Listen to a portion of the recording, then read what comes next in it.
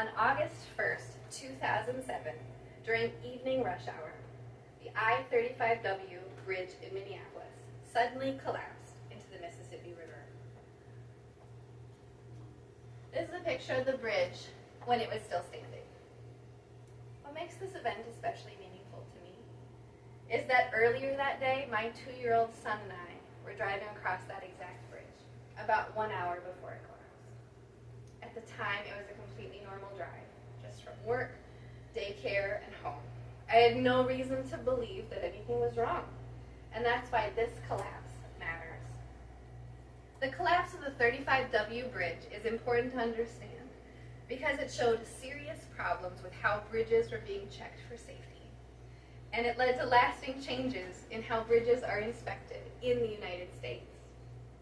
This matters to all of us because people cross bridges every day without thinking about if they're safe or how often people are checking them.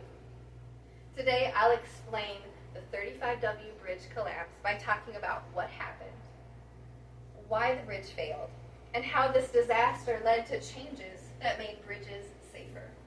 So to begin, let's look at what happened on the day that the bridge collapsed.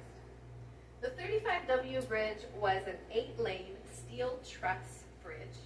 It carried Highway 35W over the Mississippi River into Minneapolis. On August 1st, 2007, at 6:05 p.m., that's during peak rush hour, the bridge suddenly fell into the Mississippi River. So here's the bridge, and this is just to give you an idea of the entire thing, because you have to imagine this is huge. So this just shows the full extent of it. And then you can see in this one, this gives you a little bit more of an idea of the scale of it. At this point when they took the picture, they had moved a lot of cars that were still working off of the bridge by this point. But here's a semi-truck right here and a school bus. So, I mean, we can't even capture the full effect of this in one picture. This is the final picture I'm going to show you, and it just shows just how it completely collapsed here. I mean, you can see the cars and the signs. Here's a car down here. Here's a rescue worker doing his job. According to the National Transportation Safety Board's 2008 investigation, emergency workers arrived within minutes. Unfortunately, 13 people were killed, and over 100 people were injured. So now that we know what happened, the next question is why the bridge failed. The bridge didn't collapse because of weather or traffic or some kind of attack. Instead, it collapsed because of a design problem that had been there since the bridge was built.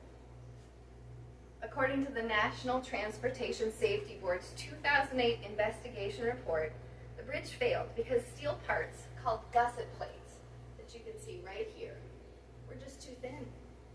These plates help hold different parts of the bridges together, but they were not strong enough to handle the weight.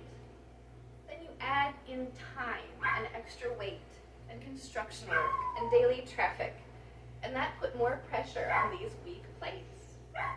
A Federal Highway Administration report from 2009 explains that problems like this were hard to see during regular inspections, which is why the issue went unnoticed for many years.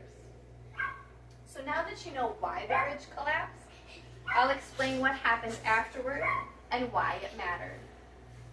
The collapse of the 35W bridge changed how bridge safety is handled across the country.